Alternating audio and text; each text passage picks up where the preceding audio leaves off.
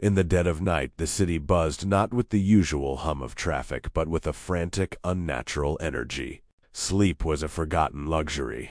People speed-walked with manic grins. Street vendors found their carts aggressively reorganized by hyper-focused passers-by, and park benches became hotspots for solving complex calculus at 3 in the morning. At home, Sol tried to study, but his body vibrated with a relentless energy, making it impossible to focus. He gave up on his textbook, instead attempting to balance a phone and 3 pencils on his nose just to channel the jitters. In the next room, his sister Luna was a literal blur, running laps so fast she left red speed streaks on the walls. She skidded to a halt, her eyes wide and exhausted. "I'm so fast, Sol," she panted, "and so tired, but mostly fast." Sol, using his vibrating phone as a makeshift scanner, managed to trace the bizarre energy signature to its source, an old, repurposed laundromat on the edge of town.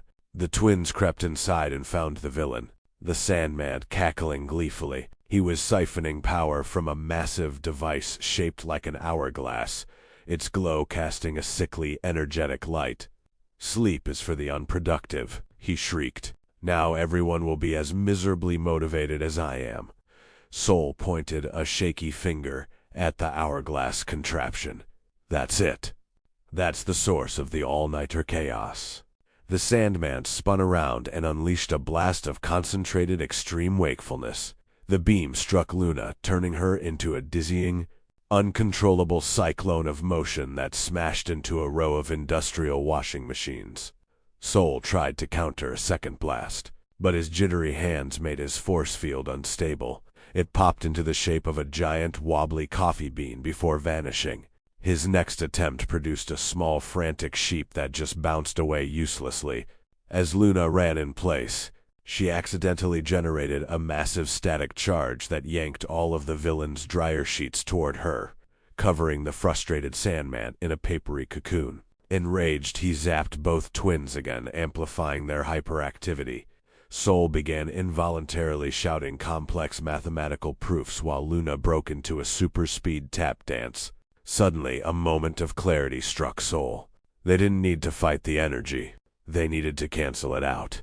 He concentrated with all his might, his overcaffeinated mind straining to form a stable construct. He created a huge, ultra-soft force field shaped like an impossibly comfortable bed, complete with fluffy-looking pillows. Luna, still running uncontrollably, slammed into the side of the field. The impact didn't break it. Instead, her friction against its surface generated a low, soothing, perfect white noise machine. Trapped inside this fortress of comfort, the Sandman was overwhelmed by the sudden coziness.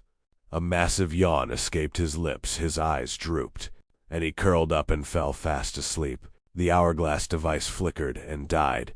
As the villain snored, the manic energy drained from the city. Luna immediately stopped running and collapsed face first into a pile of clean laundry, instantly asleep herself.